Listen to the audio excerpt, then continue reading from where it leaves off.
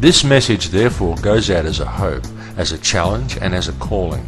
It goes out as a calling to everyone, and also as a calling to every police officer and to all military personnel, as a reminder to them that the job of the police is not one of blind enforcement of law, but is rather to protect and serve the public, not of protection and servitude to corrupt politicians, just as the role of the military is the protection of their nation, not the protection of the nation's politicians.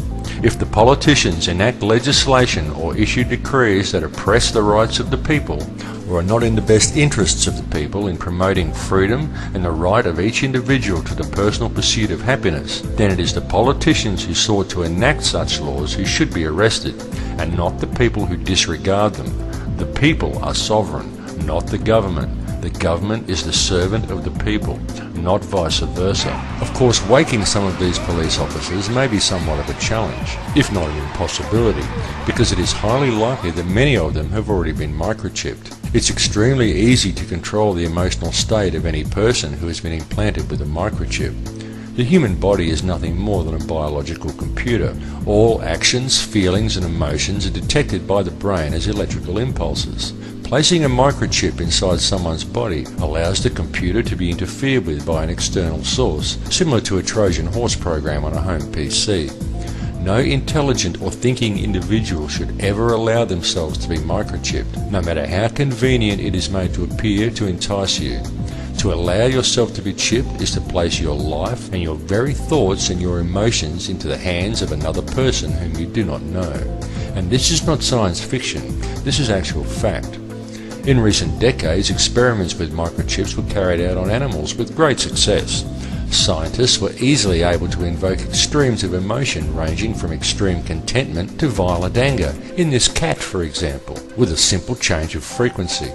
This technology to control emotions does exist. It is not some fantasy, and it is very likely that it is due to such technology that we are recently witnessing such wanton aggression from police officers, whose actual job it is to protect and serve, rather than to harass and intimidate such as they appear to be concentrating on now.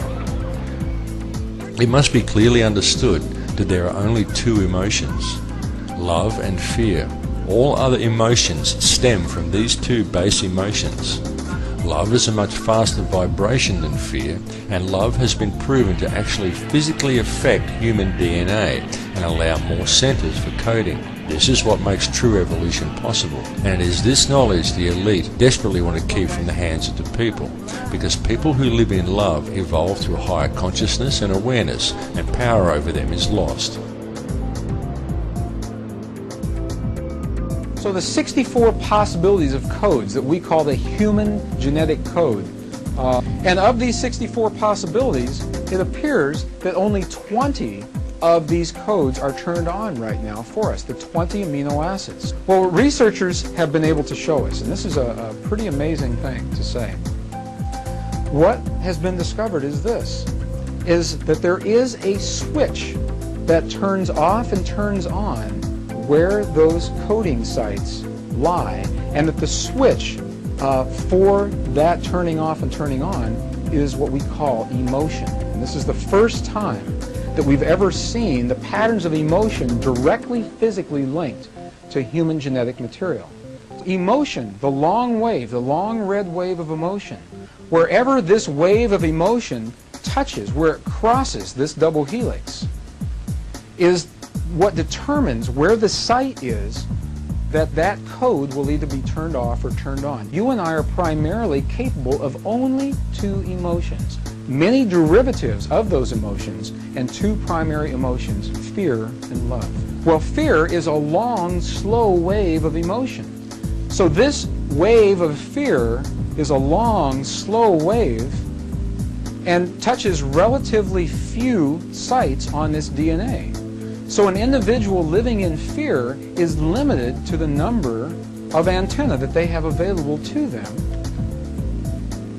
Whereas an individual living in the pattern of love, this is love in DNA, you can see it's a higher frequency, many more potential sites for coding along that genetic pattern. This information, this is amazing. This is the first time we've ever had a hard digital link between emotion and genetics. And what we're saying is this, that the way you interpret and perceive emotion in your lives directly, linearly affects and determines how your body responds genetically. In compassion, in love, you have the opportunity, and it is an opportunity, to encode many more genetic patterns within your body. This is part of the hidden knowledge held by organizations such as the Illuminati. This is why Western society and modern religions such as Christianity have striven so hard to wipe out paganism. In fact, modern religious institutions were so fearful of the message contained within paganism and deemed it such a threat to their hegemony that the practice of it was punishable by death. But you can ask even a small child from some obscure village in the Andes and soon realize that they all know this information, but it has been hidden from the West. It is important now, through all of the problems we face, to approach the world with only love in your heart. This can sometimes be difficult to do. When faced with the truth about our world and the atrocities that are being carried out in our names by our governments, do you feel outrage? Do you feel anger? It is quite natural to feel such emotions when faced with this information, and quite fine that you do, because such anger and outrage is born from love and empathy for your fellow man. Or do you feel hatred at the perpetrators? Hatred is a very bad thing, and though it is hard, you must not allow yourself to fall into such a trap. Hatred is a very negative emotion, and negativity can only ever produce more negativity. And the people who are carrying out this madness in the world want you to hate them. They don't care who your hatred is directed at, even if it's directed at them, just so long as you hate something or someone. They just want the negative energy to keep flowing. Do not hate your enemies. George W. Bush is a genocidal maniac, but don't hate him for it. Love him and pity him for being so misguided. Don't hate him and show anger born from hatred or bloodlust. Hatred empowers your enemies against you, and such demonstrations can only possibly provoke retaliation.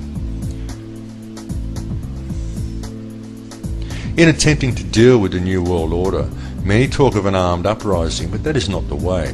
They want an armed uprising. You must see that, and so you must not give it to them. An armed uprising will only result in martial law, and the New World Order will never be defeated with weapons. They have technology to defeat any armed uprising that you cannot even imagine. The whole issue needs to be approached with a state of love. Now, when I say it's important to approach things with a state of love, I'm not talking about the touchy-feely, let's all be passive and wear flowers in our hair kind of love. I'm talking about real love, empathy and understanding for all people and all life. An understanding that there is no division amongst the peoples of the world. These divisions are an illusion created by the elite in order to divide us. Ignore them. There is no division. There is no other. There is only one. We are one. No people in any country want war. Only leaders and bankers want war, so don't give it to them. Many people think that the problems are unique to their country. For example, many Americans may argue that the issues of 9/11 are an internal problem, but such is not the case, because the conspiracy we are dealing with here is very old and very well thought out, and the problem is indeed a global one. Much of the controlling influences are actually European. It just seems internal to many Americans because it is more active there. And this is not to say anything against the American people at all. It is more active in America at this particular time because it is in America's District of Columbia that lies the Illuminati Center for Military Control.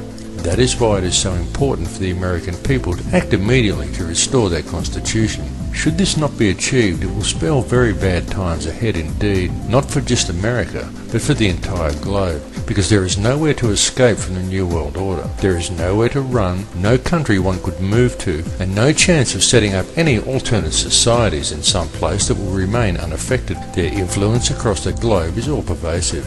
The only real way to defeat the New World Order and to stop the fascist malaise that is creeping across our earth is to address the root cause of the problem, to cut the head off the snake.